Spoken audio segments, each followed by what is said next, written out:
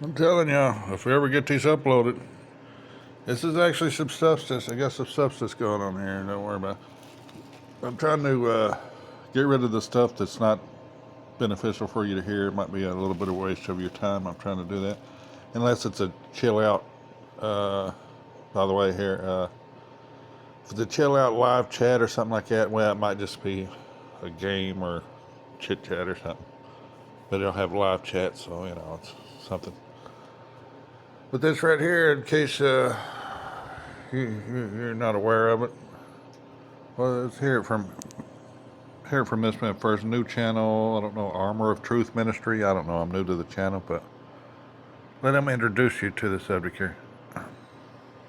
Islands is showing more activity. Even Yellowstone is having increased seismic activity. Something else worth noting and looking into is Yellowstone has the largest acidic geyser in the world, and it's been dormant for like 5 years, and then all of a sudden in the past couple of weeks it's erupted dozens of times. California's had an increase of 76 earthquakes within a short period of time, which is unprecedented, and then other odd earthquakes happening around the country. Just yesterday, Louisiana had a 4.9 earthquake that has never happened before. Another reputable source, a geophysicist, Stefan Burns. Keep in mind that none of these guys are Christian. They're just giving us straight facts from a scientific perspective of what's happening in the world.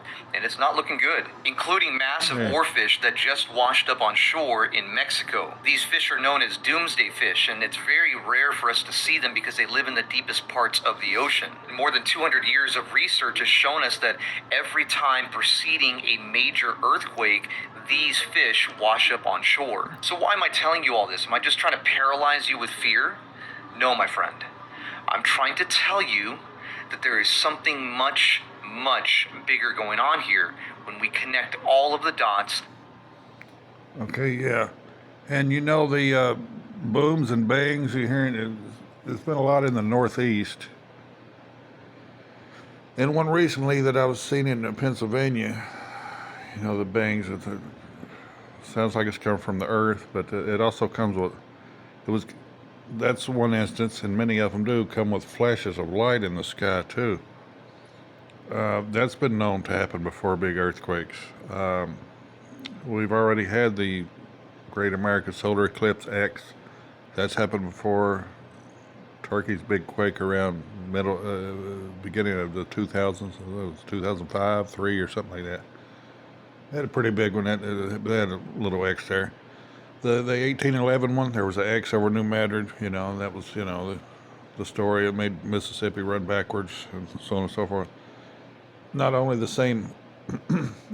X was over it, but also the same comet came by as well. Oarfish, quakes where they haven't been before.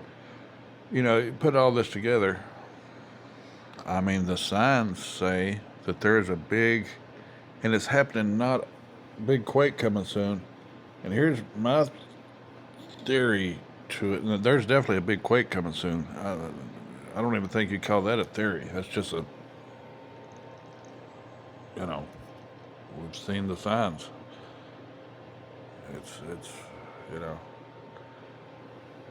just how it is. But these are happening worldwide. So it looks to me like maybe it could very well be a worldwide quake. I mean, like if you look at like the Sixth Seal, okay, for instance, the quake that happens there. I mean, this could all be signs of a quake before the Sixth Seal quake, sure. But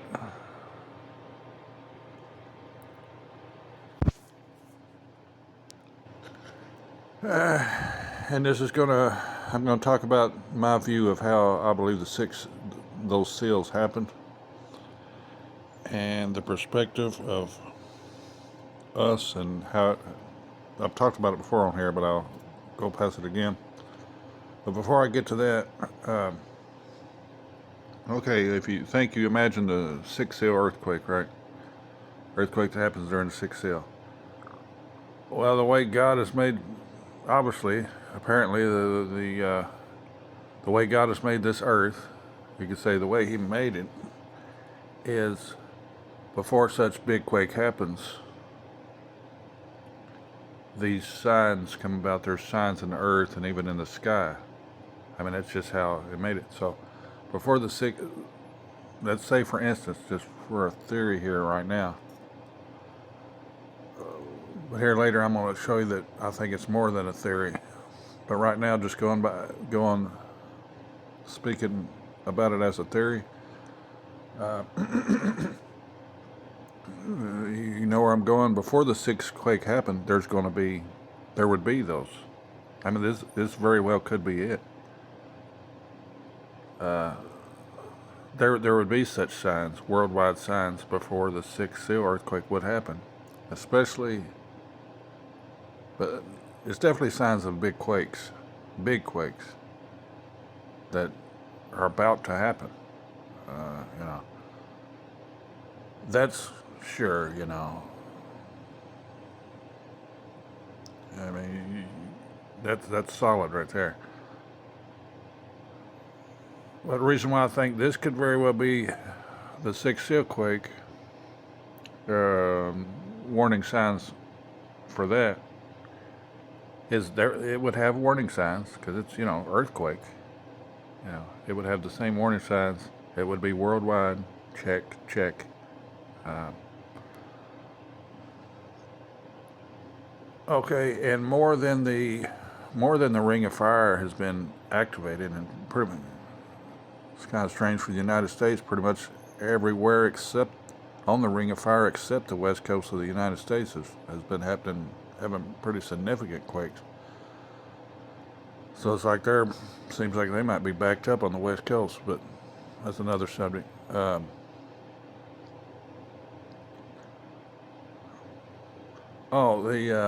You take there's a volcano in, I think it's Ethiopia. The scientific source, I mentioned it on here a time or two, real quick. The way scientists say it hasn't been active in 10,000 years. I believe in a young Earth. There is. I believe in a young Earth according to the Bible, and I think that's what the science proves too. But how they say it's 10,000 years, so you could say recorded history, or maybe ever, as far as they know. And it's active now. I can show you a picture of it activating and spewing big smoke and up into the sky and everything. And that's in Ethiopia.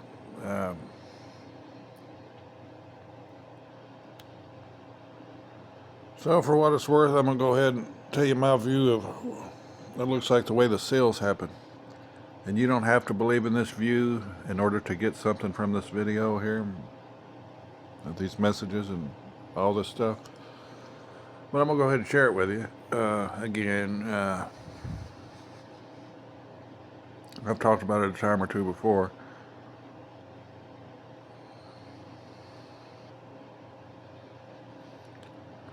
Okay, I've talked about others, what's called dispensational pre-tribulation or pre-Daniel 70th week rapture views. Sometimes call it the Chuck Missler interpretation. It's called dispensational pre-tribulation rapture view. I've talked about that in the views, and you've probably heard them before if you've heard us and J.D. Farag and so many people that teach similar or the same thing. And we know at the sixth seal, okay, they say to the mountains and the rocks, fall on us, hide us from the face of him that sits on the throne and from the wrath of the Lamb. For the great day of his wrath is come, and who shall be able to stand? We know that the day of the Lord's wrath, which is also the day of the Lord, which is also in 1 Thessalonians 5 says the day of the Lord, this is the same thing, comes as a thief in the night. 1 Thessalonians 5. But we are not in darkness, so that day should overtake us as a thief and such. And so on and so forth.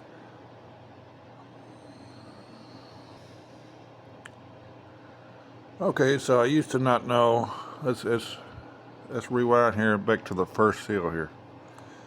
I used to not know whether, well, are we going to be on the earth when the first seal happens? You've probably heard some views. Major watchmen and prophecy Bible teachers that teach that no, we won't be. Some say, well, maybe they are opening already right now, and maybe we're somewhere in the midst here. I didn't know where to go with that really. It's like, well, it could be either way, but I know by the sixth seal, the day the Lord started. At the sixth seal. Well,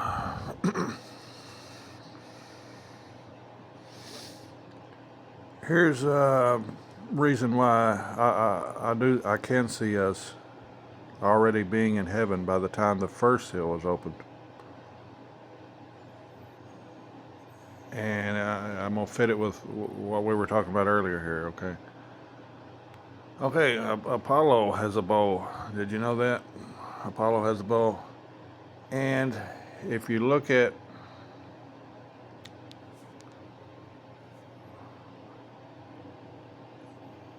the messages of how Trump is probably this little horn Antichrist guy, it looks to me as very convincing.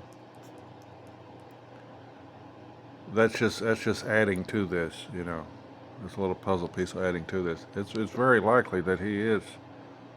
You can research that yourself. It's on some of my playlist. Maybe trumpet playlist is on if you haven't seen some of those videos. And he's associated. He considers himself like Apollo. I mean, it goes on and on and on. I'm not going to do a whole list of how Trump may be this guy with a bow on a white horse. You have to do that research on your own. So I'm just going to leave it at that real quickly right now.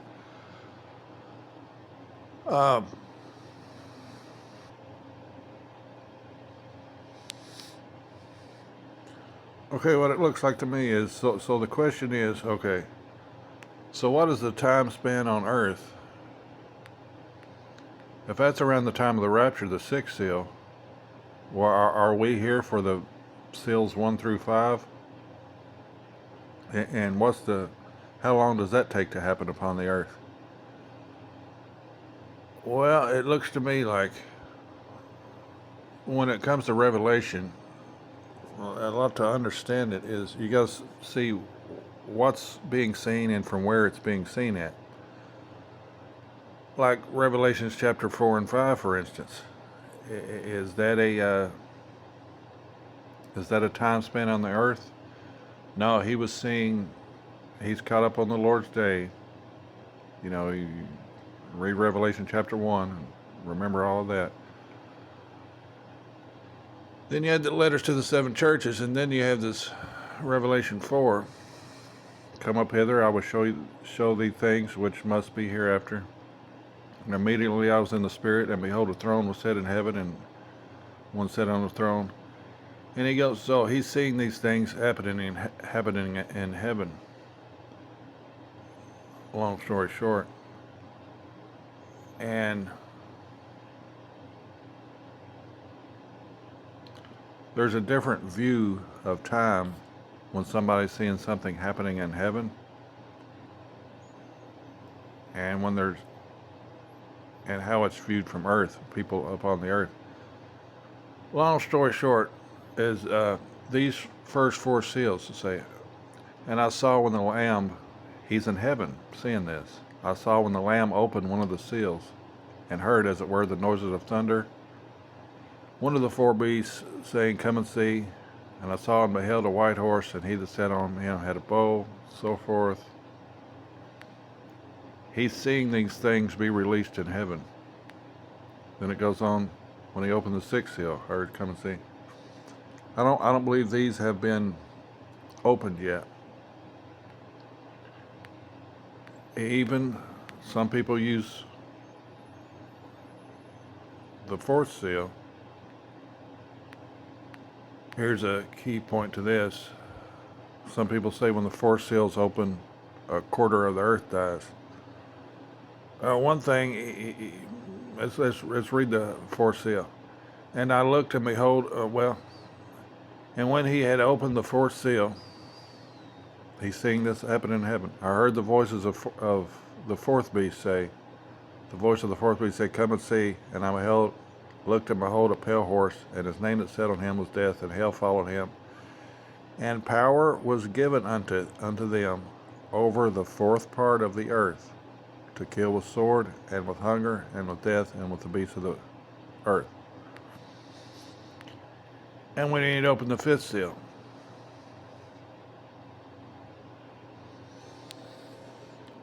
quickly, what I'm saying is, let's break it down practically, is what I'm getting to is, as it looks upon the earth, okay, it looks to me it's very likely that we are raptured. We see him open the seals. We're in heaven. And there's some good teachings about that. Hopefully you've heard of those of why we would be in there. It is likely, there is some very good points that we could be the 24 elders. We could be of the 24 elders because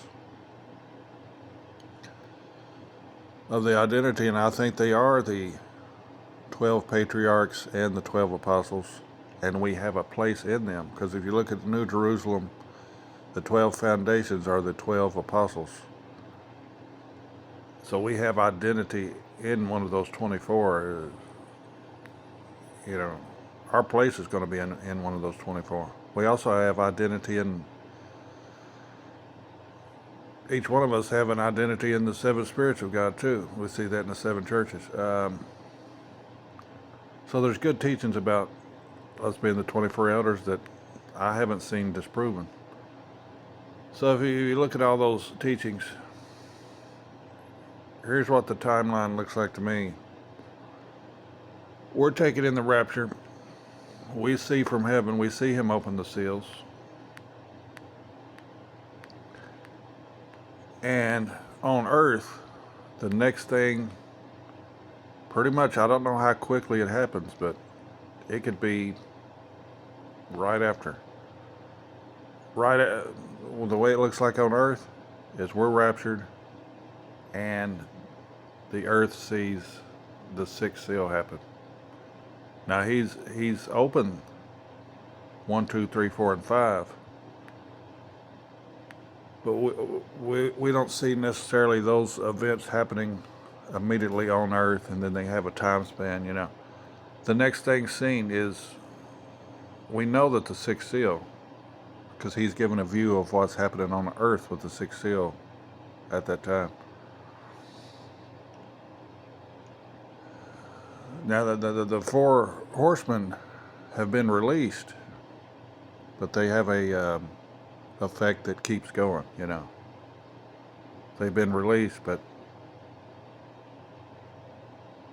I think it happens throughout Daniel's 70th week.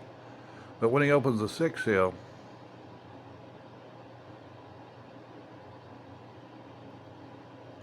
when he had opened the sixth seal, and lo, there was a great earthquake.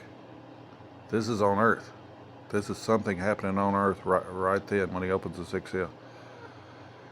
And the sun became black as sackcloth of hair, and the moon became as blood.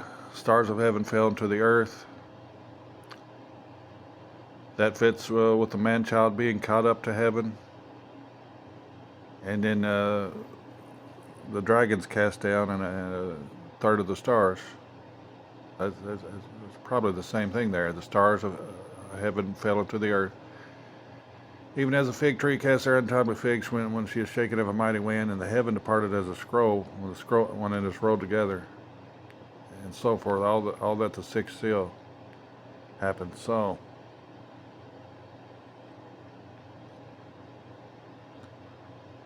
the point here, and the question I'm addressing is, well, first of all, when the day of the Lord begins, as we know it at least begins as seen from earth, here at the sixth seal, the day of the Lord begins.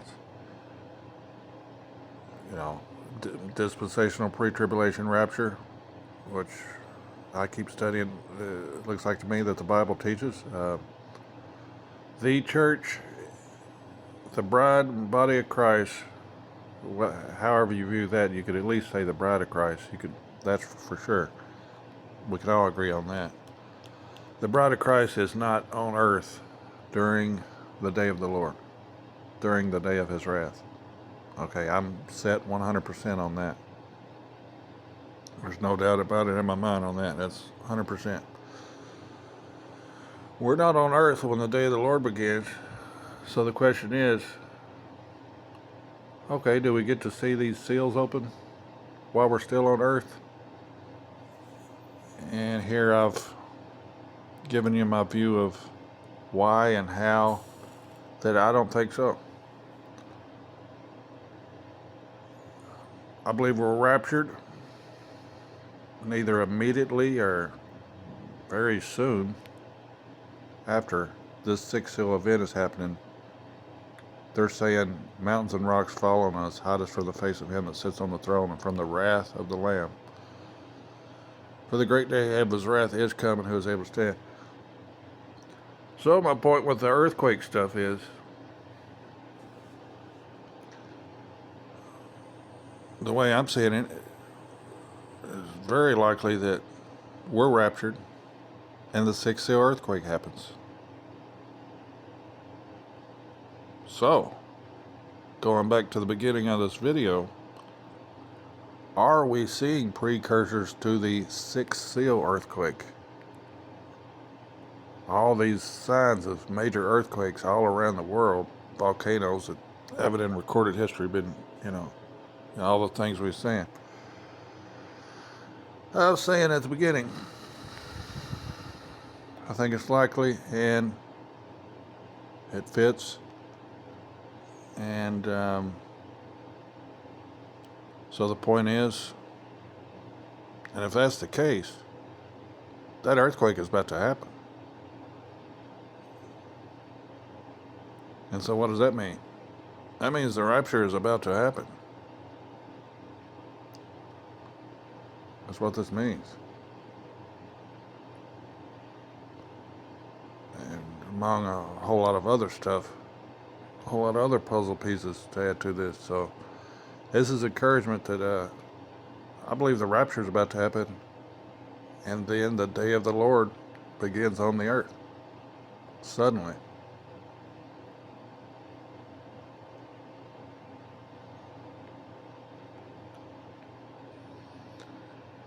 And I should have said the day of the Lord begins, because I believe you got to understand that it's not just like one 24-hour day or something like that. The day of the Lord, beginning here, it goes all the way. Now, to some it'll be the day of his wrath until they're eliminated, cleansed off the earth. But it goes into the millennium too, and it's won't be wrath to people in the millennium, but those with him will rule with a rod of iron, though. The day of the Lord goes from here all the way through here. This is all day of the Lord. Now this is his wrath of the day of the Lord. Goes all the way. Encompasses all that. And in that day, the seventh day, the seventh 1,000-year periods, that's also the millennium. Well, goes to here. Goes to the end of Revelation chapter 20. That's all the day of the Lord. From the end of chapter 6 to the end of Revelation 20.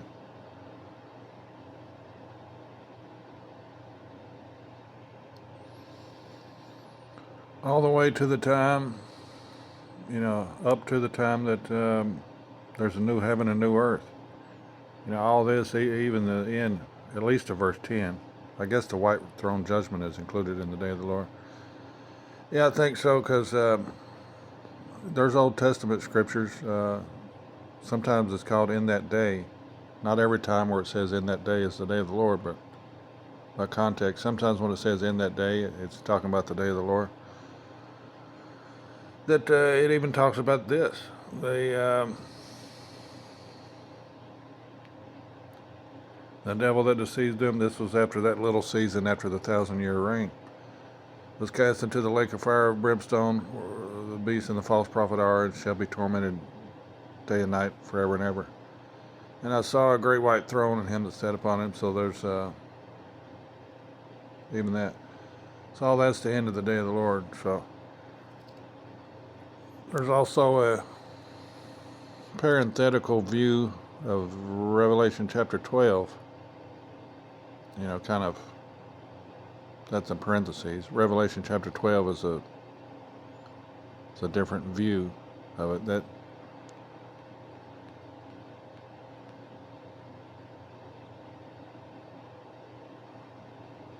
That's in parentheses in this, So you don't include all of that, or at least the very beginning of it, in the day of the Lord.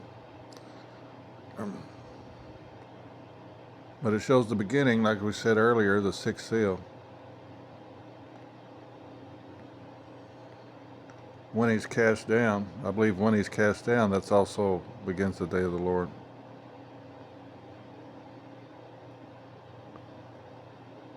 His tail drew the third part of the stars of heaven and did cast them to the earth, and the dragon stood before the woman which was ready to be delivered for to devour her child as soon as it was born. And she brought forth a man-child, who was to rule all nations with a rod of iron, and her child was caught up unto God, the word harpazo there, and to his throne. And so that's the beginning of the day of the Lord there. The woman fled into the wilderness, so on and so forth.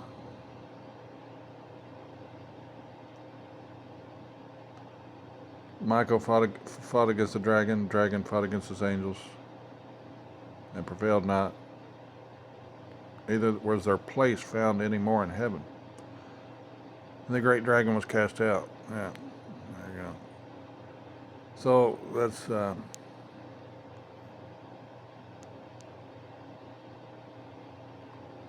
Well, it's all reconciled through making a decision.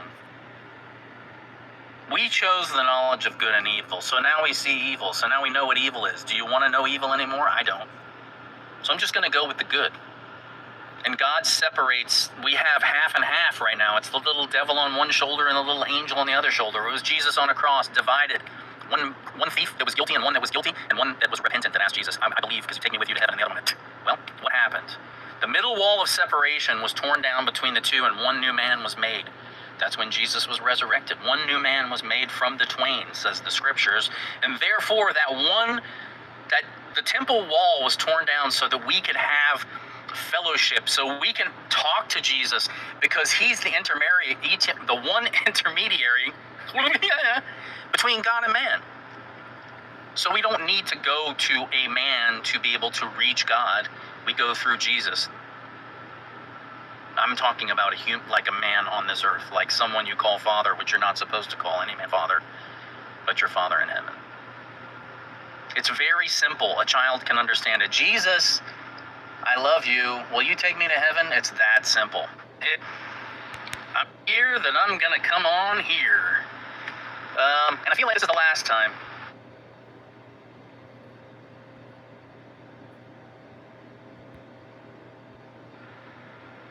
It's very simple. A child can understand it. Jesus, I love you. Will you take me to heaven? It's that simple.